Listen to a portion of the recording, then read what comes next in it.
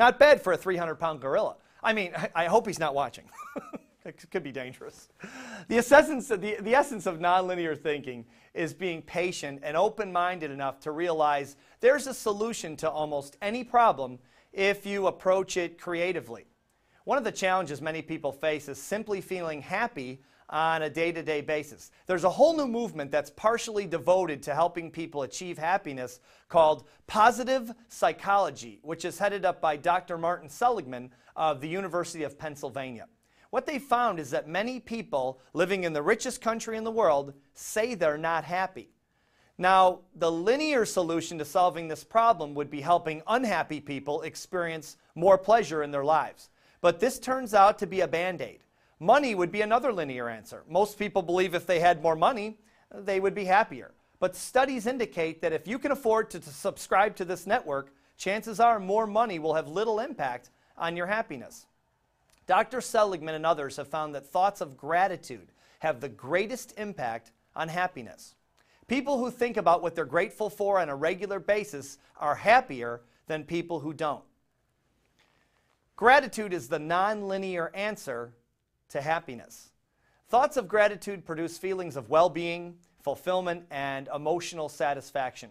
To produce more happiness in your life immediately, start writing down what you're grateful for and every morning and see how it impacts your day. Coming up after the break, I'm going to give you some more examples of nonlinear thinking that will help you solve seemingly complex problems. See you in a moment.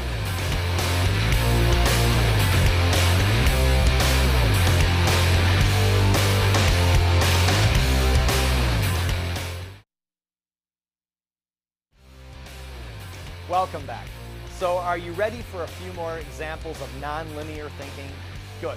How about this situation? Someone very near and dear to you has hurt you deeply and is clearly wrong. Maybe it's a friend or even a family member. You're so upset you've stopped talking to this person, and to make matters worse, he or she refuses to apologize or even admit doing anything wrong. You feel that resuming the relationship would be condoning this person's behavior, so you break off all communications to protect yourself from further pain. Has this ever happened to you?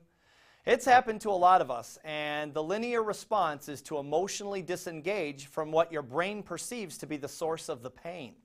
You don't really want to lose the relationship, but you don't see any alternative solution. This is a classic linear response from the reptilian part of your brain that's programmed to always move toward pleasure and away from pain. And it works. Sort of. Yes, if you remove yourself from the person's life, they can no longer hurt you. Congratulations, you win.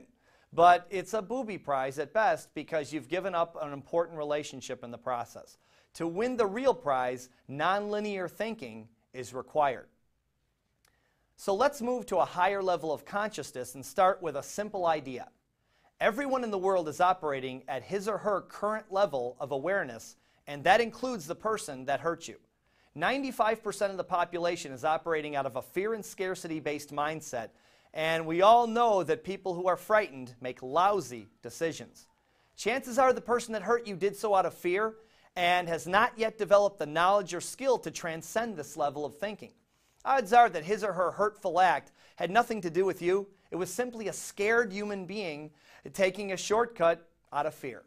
Let me give an example of how you're already using a nonlinear solution to a problem most of us have encountered. You're on an airplane, and there's a 2-year-old in the next row screaming and crying.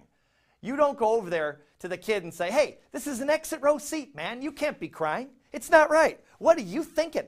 What kind of show are you running, little man?" You don't do that. Why not?